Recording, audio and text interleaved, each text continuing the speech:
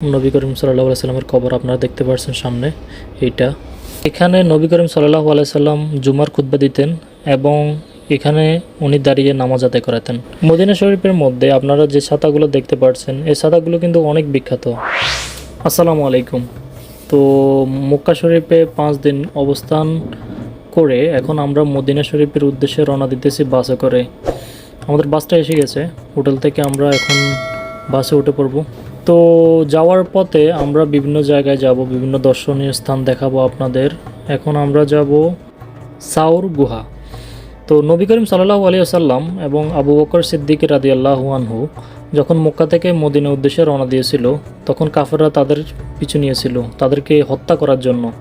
তো নবী করিম সাল্লাল্লাহু আলাইহি ওয়াসাল্লাম এবং আবু বকর সিদ্দিক রাদিয়াল্লাহু আনহু এই পাহাড়ের মধ্যে আশ্রয় গ্রহণ করে এবং এক পর্যায়ে একটি সাপ পায়ের মধ্যে সবল মারে।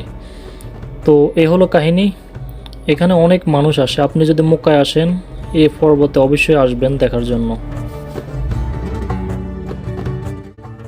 তো আমরা আবার রওনা দিলাম মদিনার পথে।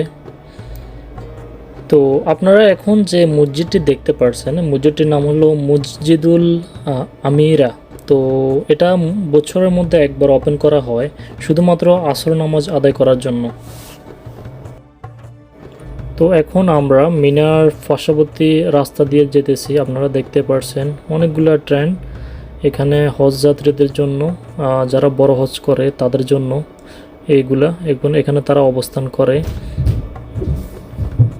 আর এই যে মসজিদটি দেখতে পাচ্ছেন এই মসজিদটি আমি যা শুনলাম যে নবী করিম সাল্লাল্লাহু আলাইহি ওয়াসাল্লাম এই মসজিদের মধ্যে নামাজ আদায় করেছিলেন।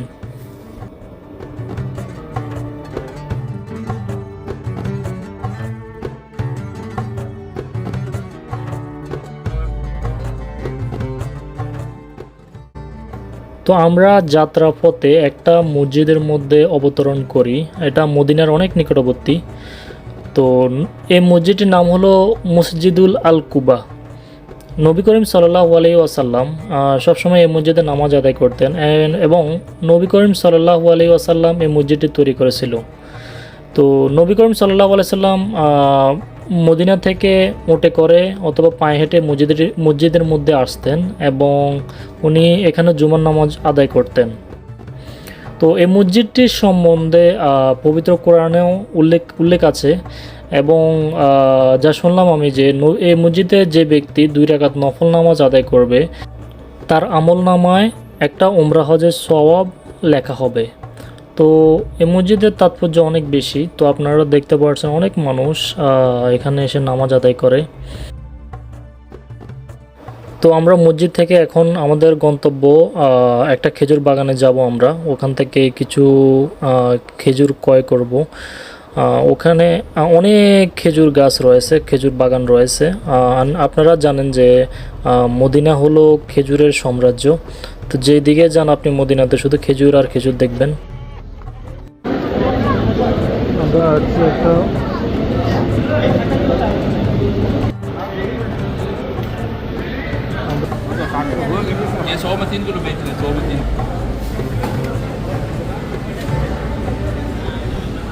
তো আমরা কিছু খেজুর ক্রয় করার পর আমরা মসজিদুল নববীর দিকে রওনা দিই এখন। তো গন্তব্যস্থলে এসে গেছি। তো দেখতে পাচ্ছেন মদিনা, সামনে মদিনা মসজিদুল নববী। আমরা শুরু পথে হেঁটে যাচ্ছি। মদিনা শরীফে আসার পর আমাকে যে জিনিসটা সবচাইতে বেশি উপলব্ধ করে তা হলো এখানকার কবুতর।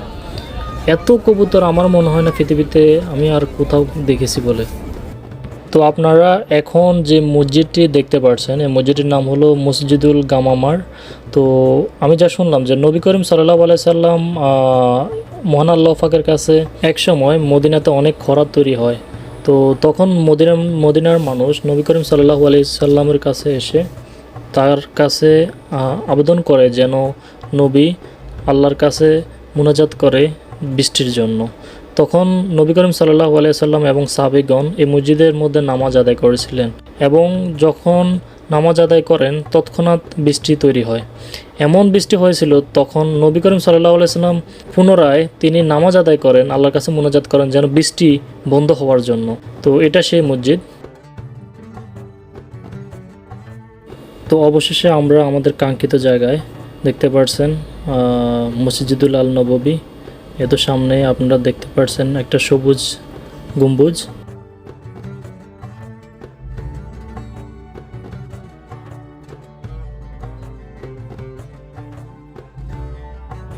মদিনা শরীফের মধ্যে আপনারা যে ছাতাগুলো দেখতে পাচ্ছেন, এই ছাতাগুলো কিন্তু অনেক বিখ্যাত। এগুলোর নিচে দুইটি প্যান থাকে। তো আমরা মসজিদুল নববীর ভিতরে ঢুকলাম নামাজ আদায় করার জন্য। এরপর নবী করিম সাল্লাল্লাহু আলাইহি সাল্লামের রওজা মুবারকে যাব। তো আমরা নবী করিম সাল্লাল্লাহু আলাইহি সাল্লামের রওজা মুবারকের দিকে আপনারা যে সবুজ গম্বুজ দেখতে পাচ্ছেন, তার নিচে নবী করিম সাল্লাল্লাহু আলাইহি ওয়াসাল্লাম শহীদ রয়েছেন। নবী করিম সাল্লাল্লাহু আলাইহি সাল্লামের কবরের পাশে একটা জায়গা রয়েছে। জায়গাটা নবী করিম সাল্লাল্লাহু আলাইহি সাল্লাম বলে গিয়েছিলেন যে এটা হলো দুনিয়ার জান্নাত। তো এর মধ্যে নামাজ পড়ার ফজিলত অনেক বেশি। তো যারা নামাজ আদায় করতে চান, আপনারা একটা মুসুক অ্যাপ নামে একটা অ্যাপ রয়েছে, ওই অ্যাপটা ডাউনলোড করে অ্যাপয়েন্টমেন্ট নিতে হবে আপনাদের আগে থেকেই, তাহলে আপনারা নামাজ আদায় করতে পারবেন। তো আমি অনেক সৌভাগ্যবান যে আমার নামাজ আদায় করার সৌভাগ্যটা হয়েছে। তো ওই দুনিয়ার জান্নাতের মধ্যে আইনশৃঙ্খলা বাহিনী 2 রাকাত নামাজের বেশি পড়তে সচরাচর দেয় না, কিন্তু আমি অনেক সৌভাগ্যবান যে আমি প্রায় 12 রাকাত সালাত আদায় করেছিলাম। এবং জায়গাটা সত্যি, আপনি যখন নামাজ আদায় করবেন আপনি জান্নাতের একটা ফিল পাবেন। বলতে আপনি আপনার শারীরিকভাবে আপনি এত প্রশান্তি উপভোগ করবেন যে তা আপনি মুখে বলে বোঝাতে পারবেন না। আপনি অনেক ইমোশনাল হয়ে যাবেন ওই জায়গায় যদি আপনি নামাজ আদায় করেন। তো এখানে নবী করিম সাল্লাল্লাহু আলাইহি সাল্লাম জুমার খুতবা দিতেন এবং এখানে উনি দাঁড়িয়ে নামাজ আদায় করাতেন। এটাই হলো দুনিয়ার জান্নাত। দেখতে পাচ্ছেন কত সুন্দর জায়গা। তো আমরা এখন গুটি পায়ে নবী করিম সাল্লাল্লাহু আলাইহি সাল্লামের রওজা মুবারকের দিকে রওনা দিই। নবী করিম হযরত মুহাম্মদ সাল্লাল্লাহু আলাইহি ওয়াসাল্লামের স্ত্রী হযরত আয়েশার যে গড়টা ছিল, সেই গড়টার মধ্যে নবী করিম সাল্লাল্লাহু আলাইহি সাল্লামকে কবর দেওয়া হয়েছিল। সেই নবী করিম সাল্লাল্লাহু আলাইহি সাল্লামের কবর আপনারা দেখতে পাচ্ছেন সামনে। এইটা নবী করিম সাল্লাল্লাহু আলাইহি সাল্লামের রওজা মুবারকের পাশে হযরত আবু বকর এবং হযরত ওমর রাদিয়াল্লাহু তাআলা আনহুর কবরও আছে। তাই আপনারা যখনই দেখতে আসবেন দুজনকেও সালাম পেশ করে যাবেন।